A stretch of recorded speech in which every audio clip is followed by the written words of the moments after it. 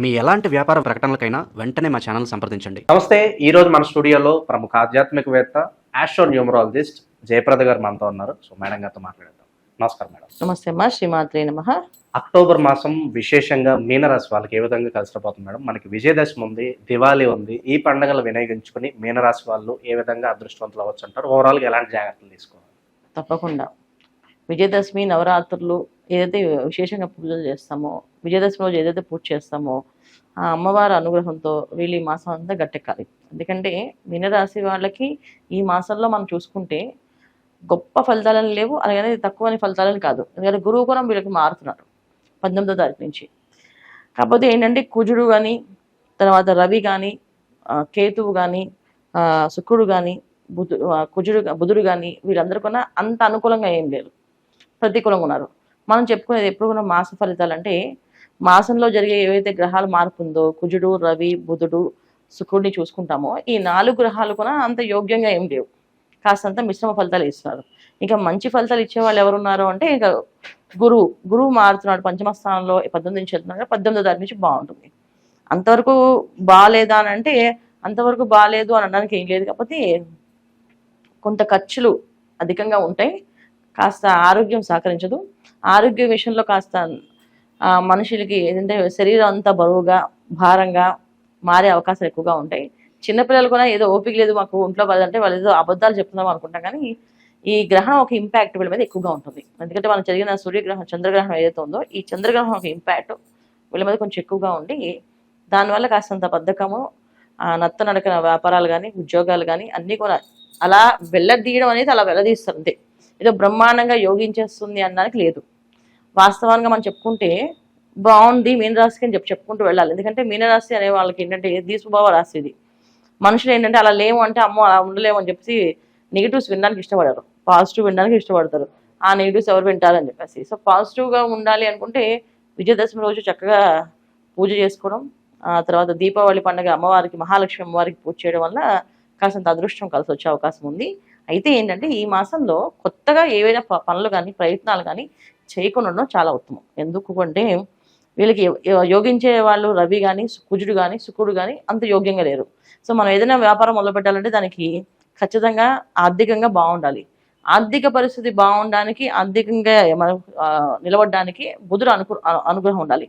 ఇక్కడ బుధుడు వచ్చేసి అష్టమ స్థానంలో ఉండంటే, అష్టమ స్థానంలో ఎప్పుడైనా కుజ బుధులు కలిసి ఉండడం వల్ల ఏంటంటే రిలేషన్స్ పాడవుతాయి, మనీ ఎక్కువగా ఖర్చు అవుతుంది.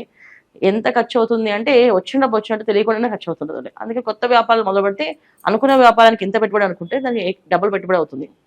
యోగం అంత అందంగా అనుకూలంగా లేదు కనుక ఈ మాసంలో కొత్త ప్రయత్నాలు ఏమీ చేయకూడదు. అలాగే వివాహ ప్రయత్నాలు కూడా ఏమీ చేయకుండా మంచిది, ఉత్తమం కూడా. సంతాన భాగ్యం అనేది ఖచ్చితంగా వీళ్ళకి జరిగే అవకాశం ఉంది ఈ మాసంలో. గురువు పంచమ స్థానంలో రావడం వల్ల కాస్తంత అదృష్ట ఫలితాలు, అదృశ్య యోగాలు మారే అవకాశం ఎక్కువగా ఉంటుంది వీళ్ళకి. ఇంకా మీనరాశి వాళ్ళు ఈ మాసంలో తీసుకోవాల్సిన జాగ్రత్తలు ఏంటంటే ముఖ్యంగా స్త్రీలతో చాలా దూరంగా జాగ్రత్తగా ఉండడం చాలా అవసరం.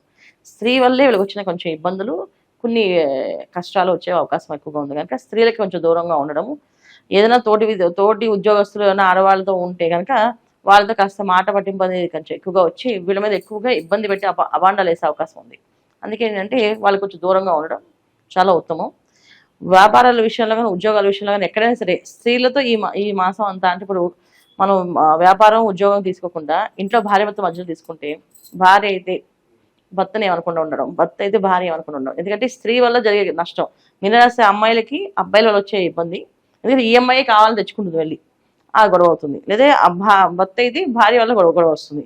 సో ఎందుకంటే ఈ సప్తమ స్థానంలో శుక్రుడితో కలిసి రవి, తర్వాత అష్టమ స్థానంలో బుధ కుజుడు ఇద్దరు కూడా కొంచెం అగ్రెసివ్గా పనిచేస్తారు లక్షణాలే.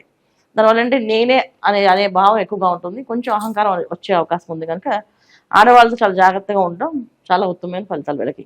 ఇంకా ఈ మీనరాశి వాళ్ళు చేసుకోవాల్సిన పరిహారాలు కానీ పూజలు కానీ ఈ మాసం అంతా కొంచెం ఎక్కువగానే చేసుకోవాలి. స్థిరాస్తులు ఏమన్నా కొనుక్కోవచ్చు అంటారు మేడం? ఏమన్నా అనుకూలంగా ఉందంటారు? ఏదన్నా ఏది కొనాలన్నా అది ఖర్చుగా మారుతుంది. అందుకే ఈ మాసంలో చూడండి, కొనుక్కోవాలనుకునేది అడ్వాన్స్లు కానీ డబ్బులు ఇవ్వడం కానీ ఏ వ్యాపారం విషయం సంబంధించిన ఏమి కూడా ఈ మాసంలో ఇవ్వకుండా ఉండడం మంచిది.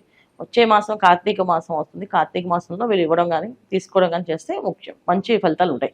ఈ మాసంలో అంత అందంగా ఆనందంగా ఏమీ అనిపించదు, కొంచెం భారంగానే ఉంటుంది. కాస్త ఆరోగ్య విషయంలో కొంచెం జాగ్రత్తగా ఉండాలి, ఎందుకంటే ఆరోగ్యం మాత్రం కొంచెం ఇబ్బంది పెట్టే అవకాశం ఉంది బాగా ఎంత ఇబ్బంది పడుతుంది అంటే ఇంట్లో పడుకొని పొద్దున్నే లేవడానికి చాలా భారంగా శరీరం అంతా బరువుగా మారుతుంది, అంత కష్టంగా ఉంటుంది. ఎందుకు ఇంత కష్టంగా ఉంది అంటే వీళ్ళకి వ్యయ స్థానంలో జరుగుతున్న ఏదైతే గ్రహణం ఒక ఇంపాక్ట్ ఉందో దాని ఒక ఇంపాక్ట్ కనీసం ఒక 6 నెలలు ఉంటుంది ఎవరికైనా.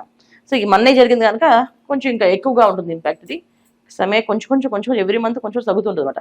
ఆ తగ్గే మూలం ఏంటంటే కొంచెం భారంగా ఇబ్బంది పెట్టే అవకాశం ఎక్కువగా ఉంది కనుక ఈ మాసం వీళ్ళు ఖచ్చితంగా చేసుకుంది ఒక నామస్మరణ, ఓం నమో హనుమతే నమః, ఓం నమో హనుమతే నమః అనే మంత్రాన్ని ఎక్కువగా చేసుకుంటూ ఆంజనేయ స్వామి దక్షిణాలు, తర్వాత ప్రతి శనివారం నవగ్రహ ప్రదక్షిణాలు, ఆంజనేయ స్వామి గుడికి వెళ్ళడం, ఇవి చేస్తూ ఉంటే ఈ మాసంలో కాస్తంత ఊపిరి పీల్చుకోవచ్చు. లేకపోతే కాస్త ఇబ్బంది పట్టే సూచన ఎక్కువగా కనిపిస్తుంది. ఈ సమాజంలో పేరు ప్రఖ్యాతుల పరిస్థితి మేడం, ఏదన్నా పరువు నష్టం వాటిల్లో అవకాశాలు ఏమైనా కనిపిస్తున్నాయి అంటారు? ఖచ్చితంగా ఉంటుంది. సప్తమ స్థానంలో రవి అంత యోగించాడు. అలాగే వీళ్ళకి అష్టమ స్థానంలో కుజుడు బలంగా ఉన్నప్పటికీ కూడా అష్టమ స్థానంలో కుజుడు బలమే, కాకపోతే బుధుడితో ఉన్నాడు. దానివల్ల ఏంటంటే ఇక్కడ సాఫ్ట్గా చెప్పాల్సిన విషయము కుజుడు బుధుడు కలిసినప్పుడు దాన్ని అదే మాటని కొంచెం కోపంగా చెప్తాం. ఇప్పుడు మీరు మామూలుగా అడిగారు అనుకోండి, నార్మల్ చెప్పచ్చు.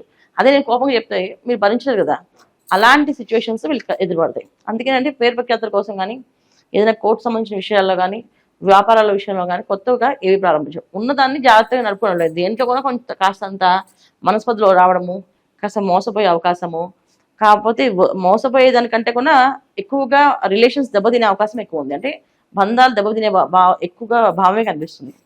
సో ఈ బంధం అనేది నిలబెట్టుకోవడం ఇంపార్టెంట్ కదా. ఇవాళ రోజున సంపాదించింది ఇవాళ కదా రేపు సంపాదిస్తాం, కానీ బంధం నిలబెట్టుకోవడం కష్టం కనుక ఈ ఒక రిలేషన్స్ కొంచెం డిస్టర్బెన్స్ ఎక్కువగా ఉంది. సో అందుకే ఈ మాసం వీళ్ళు చేయకుండా ఉండడం చాలా ఉత్తమం. సో మనం చెప్పుకునే విషయాలు ఎన్ని కూడా ఏంటంటే మీనరాశి వాళ్ళకి గోచారంలో జరిగే గ్రహాలు ఇలా ఉన్నాయి కనుక ఈ విధంగా అలా ఉందని. పర్సనల్ జాతకంలో ఒకవేళ యోగం బాగుండి మీకు మంచి లాభదాయకమైన దశ నడుస్తుంది అంటే చక్కగా మీరు చేసుకోవాల్సిన వ్యాపారాలు, కొత్త వ్యాపారాలు కానీ గృహప్రవేశాలు కానీ ఏమున్నా మీరు చేసుకోవచ్చు. కానీ గోచార ఫలితాల్లో చూసుకొని మీకు గ్రహచారం కూడా కొంచెం ఇబ్బంది పెట్టే అవకాశమే ఉంటే మాత్రం ఆగడం చాలా మంచిది. ఎందుకంటే మనం చెప్పేవన్నీ కూడా గోచార ఫలితాలు. ఈ గోచార ఫలితాలు భూమండలం మీద ఎంతమంది ఉన్నారో అంతమందికి వస్తుంది. అయితే వాళ్ళ వ్యక్తిగత జాతకాలకి ఏదైనా సమస్య ఉంటే ఆ సమస్యని వాళ్ళ జాతకం చూపించుకొని దీనికి గోచార ఫలితాలు ఎంతవరకు యాడ్ అవుతాయి, ఎంతవరకు ఇబ్బంది పడతాయని చూసుకొని చాలా ముఖ్యం. అలా చూసి ముందుకు వెళ్ళడం అనేది చాలా ఉత్తమమైన మార్గం. ఓవరాల్గా మీనరాశి వారి పరిస్థితి అక్టోబర్ మాసం ఏ విధంగా ఉండబోతుందో చాలా బాగా వివరించారు. ధన్యవాదాలు. నమస్తే అమ్మా. శ్రీమాత్రే నమః.